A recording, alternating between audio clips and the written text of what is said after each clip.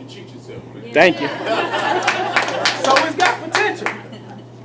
It's got potential to drag you down. Stop cheating on yourself. Trust your gut. Trust your knower.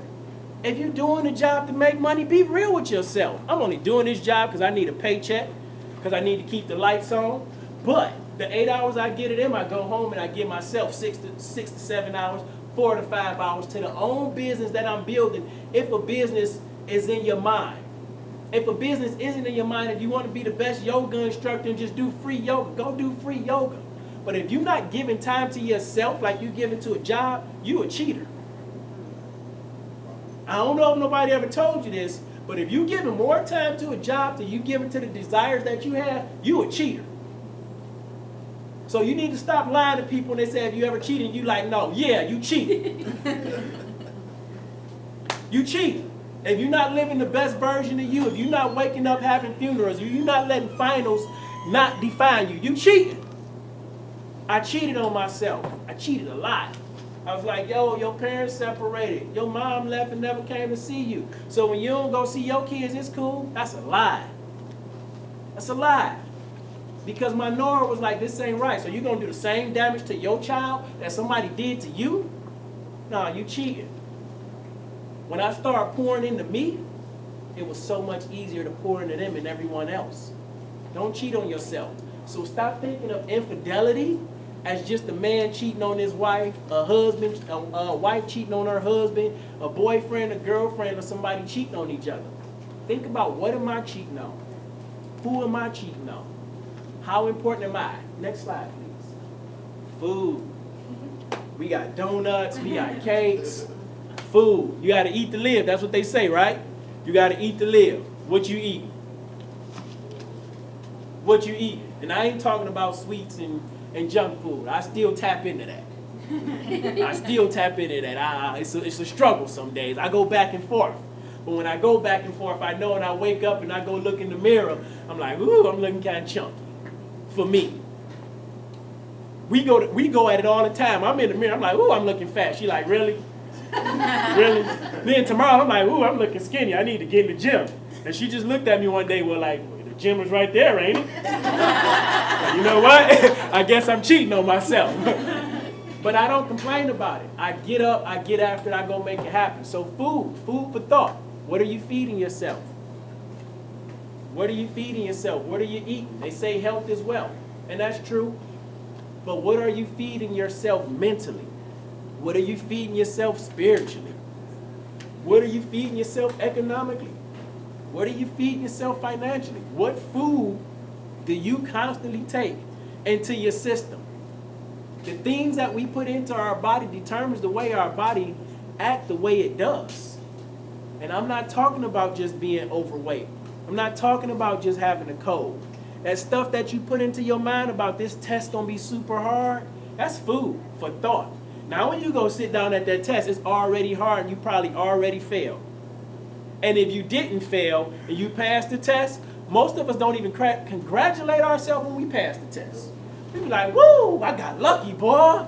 Man, I just did that. But if you fail the test, you give yourself all the blame in the world. Man, I should have worked harder. I don't know what I was thinking. It was just too hard. No, how about when you pass the test with your 70, your 71? You like, woo, I passed, but I got to work a little harder if I want an 80. I passed. Go celebrate. Go get a donut. Go get a Snickers. Go get whatever you love. Take yourself out and then feed yourself physically. But first, feed yourself mentally. Feed yourself mentally. And know that you'll make it.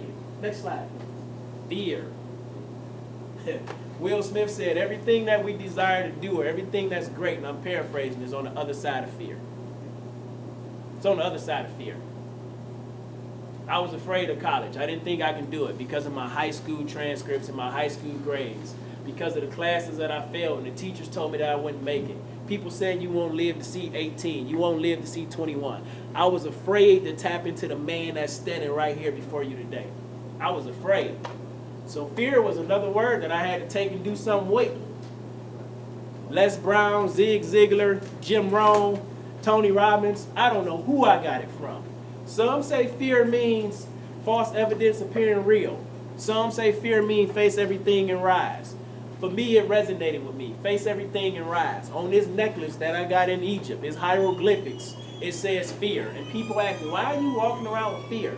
Because it's face everything and rise. I understand that anything that I encounter, I can beat it.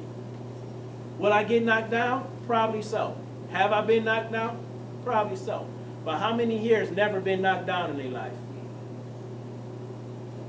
How many here has went against a challenge that they thought was hard, passed that challenge, and felt great afterwards? Everything that you desire, everything that brings you joy is on the other side of your fear. Think about that. Everything. When you was a kid and you learned how to ride a bike, you was afraid of falling off, scraping up your knees, busting your head open, whatever the case may be. But the minute you figured it out, the joy of being with the crew, I'm a little bit older. I'm 41. So for me, when we got out on bikes, we was 20, 30 deep drinking out of water hoses. Okay? So when you got past that fear of falling, when you got past that fear of being knocked down, and you realize that I can do this, it pushed you to do something else. So think about that when you're taking those finals. Think about that when you go into that job interview. Think about that when you start that business. Everything that I desire, everything that brings me joy is on the other side of my fear. If you didn't have fears, you probably wouldn't push yourself. If it all came easy to you, you'd probably be lazier than some of us are. Everything is on the other side of fear. So fear for me is face everything and rise. When you get to those finals, face it. If you went home and you prepared, you ready. Prepare yourself. Be ready. Once you prepare yourself, you can face your fears. Even if you feel like you can't do it, you do it anyway. You do it anyway. You have to believe. My beautiful wife, we got divorced in 2013. I divorced her. I went back to Michigan. I married someone else who I had a child with during the time that we was together. But I used the excuse that we was separated. I had a fear of attempting to rekindle a relationship with her because of the damage that I did to her life. But I had more of a fear of my spiritual father than I had of her telling me no. I had more of a fear of living with myself and saying, you never even attempted to see if she would take you back with the change you made. I had more of a fear just not going for it. So I figured, go for it. What's the worst she could say? No. You know why she said no? Yes. So what do? You pick yourself up, you dust yourself off, you keep going. But I asked, and I talked, and I ripped my chest apart, and I poured it all out, just like I do in every speech. And it worked. She's here with me. She's helping me build my brand. She supports me. What is fear? Fear only lives in our mind if we allow it to. This is my mind. I control my thoughts. The only limitations you have starts here and ends here. It's that simple. We are human. We are all human. We praise Steve Jobs. We praise Bill Gates. We praise Oprah Winfrey. We praise the LeBron James. Guess what? They human. They human. Just like you. I don't know if nobody ripped them open and like, oh, LeBron is an alien. They human. So stop letting fears beat you down and start beating down your fears. Next slide, please. Failure. I mean, how do you respond to failure? How does anyone respond to failure?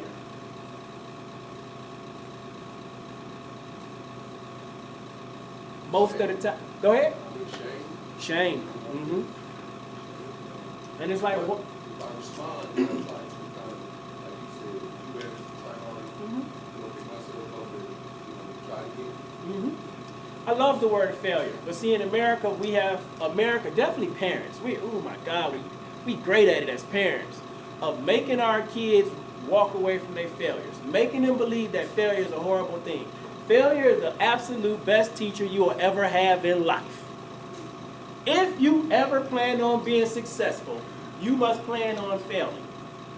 If you ever plan on being successful, you must plan on failing. It's plain and simple. If you want success, become friends with failure and know that you'll make it through. Next slide, please. Show up to blow up. It's one of my first classic catchphrases. It's plain and simple. It's exactly what it says is what it means. Show up to blow up. Anything you want to be successful in, anything you want to blow up at, you got to show up. Finals, perfect example. You want that A, you want that B, just keep showing up. Keep showing up. Keep raising your hand, asking that dumb question. Keep raising your hand and being embarrassed. Keep raising your hand and being made fun of. But guess what? While you're being made fun of, you're actually learning and getting the knowledge. Keep showing up. Anything you want to be successful in life, you must show up. You can't expect things to change if you don't show up. So finals are here. If you got to do finals to midnight because you really need this grade, then do it to midnight. I don't think professors are here just to fail you. They want to help you, or else they might not be teaching. And the ones that know, who don't want to help, you know. It's a cheat code out there for you. I don't know if y'all know the cheat code. Not the infidelity cheat code. But it's a cheat code for classes. And by now, everybody knows what type of learner he is. That cheat code is called Rate My Professor. It's a cheat code. I was so motivated, I'm like, no, I ain't using no Rate My Professor. Wherever I go, I'm taking class number pass. That's it. Then you get to the class, you're like, oh man, should have used Rate My Professor. It's too hard for me. I'm saying. It's a cheat code out there. Now, when I take a class, RateMyProfessor.com is my best friend. So it's just a cheat code. Go to Rate My Professor and read your peer reviews about this professor. I'm an audio-visual learner. You give me a book, I'm like, nah. You put it up here on this slide, I got that. You talk to me, you lecture, I got that, based off my notes. You tell me, Ethan, go home and read 6 chapters, we got a pop quiz in the morning. Ethan is like, I'm cheating on myself, I'm about to fail this because I don't like reading, unless it's something that interests me. I had to learn that. I do like reading. Only the things that interest me. And then I started reading the things that I was scared of, like math. Then I started looking up words just to see what they meant. But if it's something like physics, I'm not on that. Ethan is a speaker. I'm not saying I want to be, I am a speaker. I am one of the top inspirational speakers in the world. So what do Ethan research? Ethan research speakers. I know what I want, I know where I'm going. I don't need biochemistry to connect with you. I don't. I did a Toastmaster event the other day and I got best speaker. I go pretty often. They was like, you need to work on your vocabulary. And I'm saying to myself, I know my vocabulary ain't the best, but I was feeling kind of down and my wife was like, do you connect with the people? Oh, that's all that matters. And then I called him on the phone. We hadn't talked in a week and a half. I told him the same thing. He like, man, because we in a group together. He like, man, I don't care what your vocabulary is. You use big words as long as you connect with people. I'm like, that's what it's about. Connecting with people. As long as you connecting with what you love, then you good. Just keep showing up. You'll blow up. Next slide, please. Finals. When I finally realized, when you finally realize, when we finally realize that someone's final doesn't define who we are, then we begin to see the masterpiece we're created to be. Finals don't define you.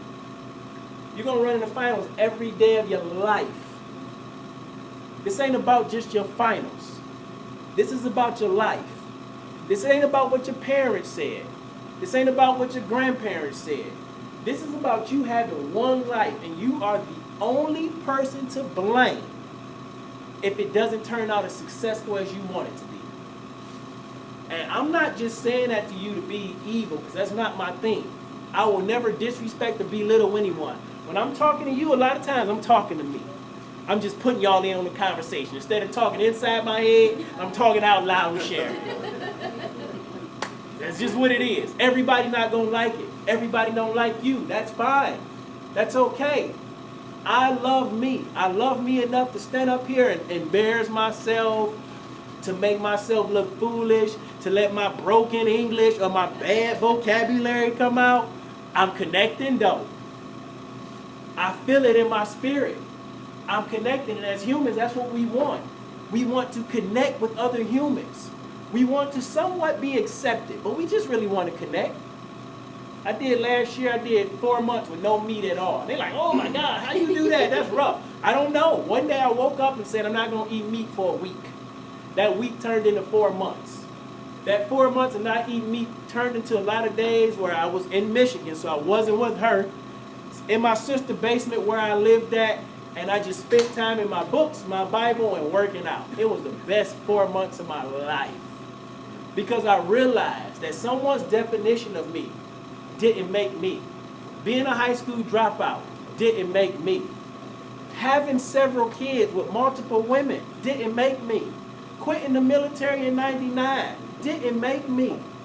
Joining again in 2001, where I obtained the title of Staff Sergeant, Squad Leader, Acting Platoon Sergeant, doing 2 combat tours and winning numerous awards, still don't make me. It's just some things that I did to show that I can do this. I'm not a quitter. I'm a slow finisher. You're not a quitter. You could be a slow finisher. And that's what it is. So don't let these finals make you feel like you'll quit. Just know that when you take finals, you might finish them a little slower than others. But finish them. If you keep showing up, you bound to blow up to be the best version of you. That's my time. I'm Ethan. Thank you very much. I don't know what you have planned, but if anybody got questions, anything, feel free to answer any questions. And if you don't mind, I'll pass y'all some cards. Do you have like a podcast or? I do not have a podcast, but I do have a YouTube channel, Inspiration Cards. Facebook, website, it's all on the back of my card. This one particular card that I'm passing out right now is just a masterpiece card. And I made them, well, I already have them, but I made extra just for this occasion. But I have other cards that you're welcome to that have all type of different sayings, even a crazy one like funeral, show up to blow up, and things like that. Do you have your beer card? Yes, I do have beer cards. Okay.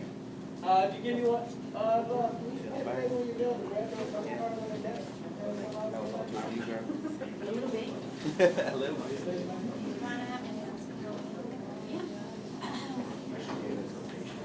So we're gonna have a couple students, if y'all want, to come up and have the opportunity to win free swag by spinning the wheel.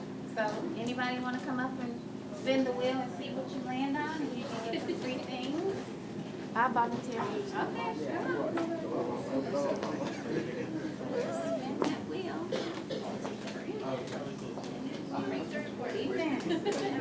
Right. Nice.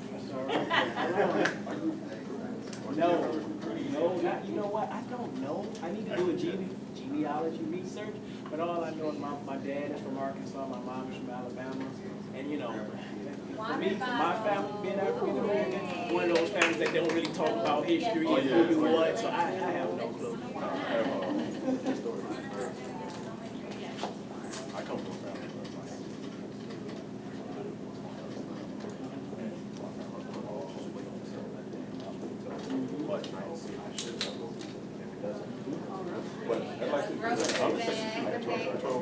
Nice. Cool. I'll be right here. All right. I'll be right here. I don't know if I can use one of these masterpiece cards. It's still recording, right? It's still recording. Is it? Yeah. No, it's different. Okay, everybody, we have pizza coming in about 5 minutes, They all have different sayings on and it. we have another speaker